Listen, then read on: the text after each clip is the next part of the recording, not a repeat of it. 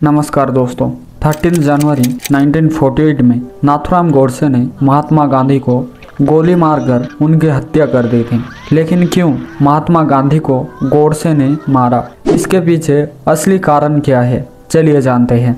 लेकिन उससे पहले वीडियो को लाइक और शेयर कर देना और वीडियो इन्फॉर्मेटिव लगा तो सब्सक्राइब कर लेना प्लीज। पहले बात करते हैं नाथूराम गोडसे के बारे में। नाथूराम विनायक गोडसे बोर्न इन 19 मई 1910 इन बारामती, बॉम्बे। वो एक महाराष्ट्रियन चित्पवन ब्राह्मण फैमिली से थे। उनके फादर एक पोस्टल एम्प्लॉय थे। उनके माँ बाप उनके नाम रामचंद्र दिया था, लेकिन उन्होंने अपना नाम बाद में नाथूराम गोडसे रखा। गोडसे ने अपना स्कूल की पढ़ाई बारामती में की। बाद में वो पुणे चले गए एक इंग्लिश लैंग्वेज स्कूल में पढ़ने के लिए। गोडसे ने अपने हाई स्कूल की पढ़ाई आधे में छोड़कर 1932 में आरएसएस पॉलिटिकल पार्टी को ज्वाइन कर लिया। उन्होंने 1940 में खुद का न्यूज़पेपर लॉन्च किया जिसका नाम था हिंदू राष्ट्र। कुछ समय आरएसएस में काम करने के बाद कुछ पॉलिटिकल इशू के कारण उन्होंने आरएसएस को छोड़ दिया। उसके बाद 1946 में हिंदू महासभा पॉलिटिकल पार्टी को ज्वाइन किया। बाद में उन्होंने हिंदू राष्ट्र दल नाम के एक ऑर्गेनाइजेशन को फॉर्म किया था जिसका मकसद था इंडिपेंडेंस के लिए लड़ना। शुरुआत के दिनों में गोडसे महात्मा गांधी को बहुत फॉलो करते थे। इनफैक्ट गांधी ने जब सिविल डिसोबीडियंस मोमेंटम की शुरुआत की थी तो इसमें भी वो शामिल हुए थे, पर बाद में वो गांधी के खिलाफ हो गए थे। वो सोचते थे कि गांधी के इस अहिंसा विचारधारा हिंदुओं को कायर और लाचार बना देगी। गोडसे ने 1948 से पहले भी 2 बार गांधी को मारने की कोशिश की थी। मैं 1944 में पंचगिरी में गांधी एक मीटिंग कर रहे थे। वहां गोडसे और उनके ग्रुप ने चाकू के मदद से मारने गए, लेकिन भीड़ के वजह से मार नहीं पाए। उसके बाद सितंबर 1944 में गांधी सेवाग्राम से मुंबई जा रहे थे। गोडसे ने उनका रोड ब्लॉक करके मारने की कोशिश की थी, लेकिन वो पकड़े गए और अरेस्ट कर लिया गया। और फाइनली शाम 5:05 30 जनवरी 1948 में गांधी बिरला हाउस जा रहे थे। अचानक गोडसे भीड़ से बाहर आए और गांधी के पैर छूकर उन पर 3 बुलेट फायर कर दिया, लेकिन गोडसे ने गांधी को मारा।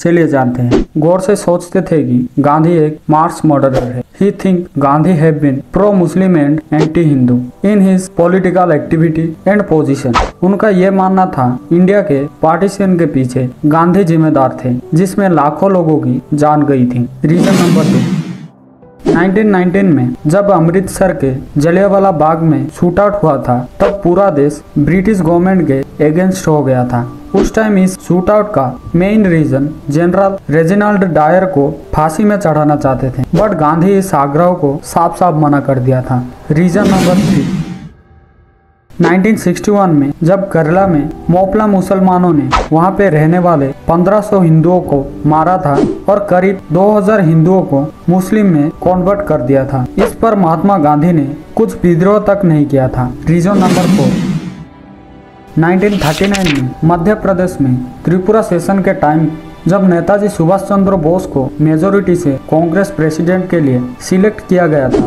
तब गांधी इस बात से बिल्कुल खुश नहीं थे। इसलिए गांधी ने नेताजी को रिजाइन करने के लिए फोर्स किया था। रीजन नंबर 5, इंडिया के पार्टीशन के टाइम में जम्मू कश्मीर में एक हिंदू राजा हरि सिंह रूल करते थे। उस टाइम गांधी जी ने हरि सिंह को ये कहा था कि जम्मू कश्मीर एक मुस्लिम डोमिनेटेड एरिया है और इसीलिए वहाँ का रूलर एक मुस्लिम होना चाहिए कहकर उनको हटा दिया।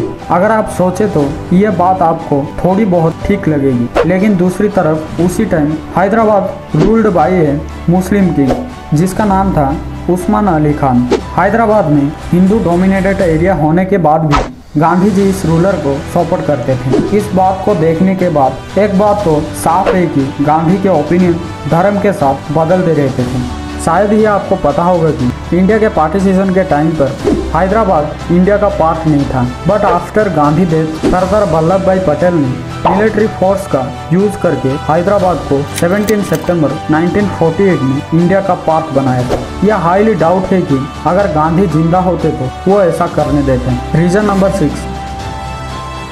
1936 में महात्मा गांधी दिल्ली के एक मंदिर में प्रार्थना करते टाइम नमाज पढ़ लिया था।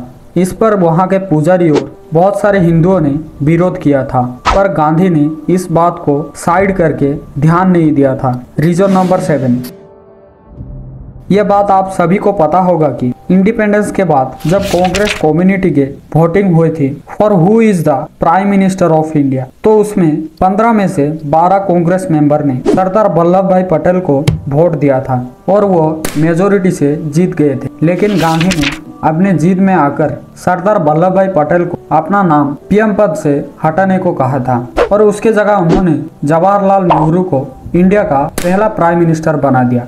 अगर आप देखो तो उनका एक सेट पैटर्न था, वो अपने मांग को पूरा करने के लिए धरना या अनशन करते थे।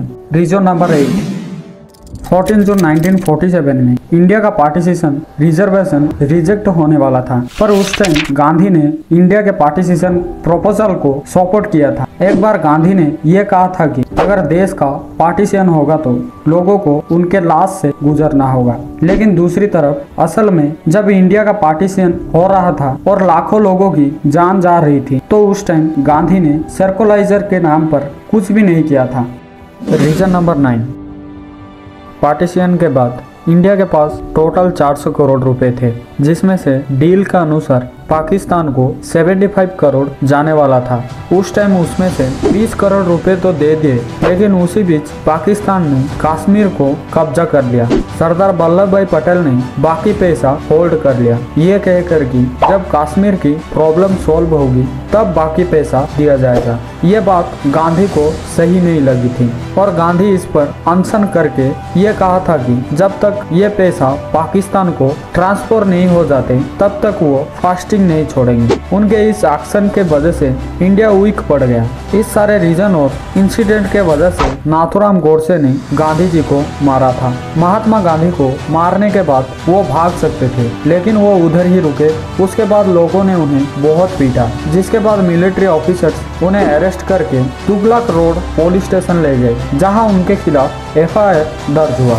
मई 1948 में गोडसे के खिलाफ एक स्पेशल कोर्ट में ट्रायल शुरू हुआ। जून से लेकर नवंबर 1948 के बीच कोर्ट ने 149 विटनेसेस को सुनकर उन्हें रिकॉर्ड मिल गया, जिसके बाद 10 फरवरी 1949 को कोर्ट अपना फाइनल रिजल्ट सुनाती है, जिसमें नाथूराम गोडसे, नारायण अक्टे, विष्णु रामकृष्ण करकरे, गोपाल गोडसे, मदन लाल पहावा, शंकर किस्तिया और सदाशिव परचुरे को दोषी ठहराते हैं। कोर्ट गोडसे और आक्टे को फांसी की सजा सुनाती है। फैसले के 4 दिन बाद गोडसे ने पंजाब हाई कोर्ट में एक अपील दायर की, जहां उन्होंने फैसले को चुनौती देने के बजाय आपत्ति देते हुए कहा कि वह अकेले शामिल नहीं थे। गांधी को मारने के पीछे एक बड़ी साजिश थी। 21 जून 1947 को गोडसे के अपील को कोर्ट ने एक फैसला सुनाया, जहां दत्तात्रेय और शंकर किस्तिया को छोड़ के बाकी सबको बारी कर दिया गया। उसके बाद 15 नवंबर 1948 में अंबाला जेल में उन दोनों को फांसी दे दिया गया। और अगर वीडियो इन्फॉर्मेटिव लगा तो लाइक और सब्सक्राइब कर लेना। Thank you for watching this video.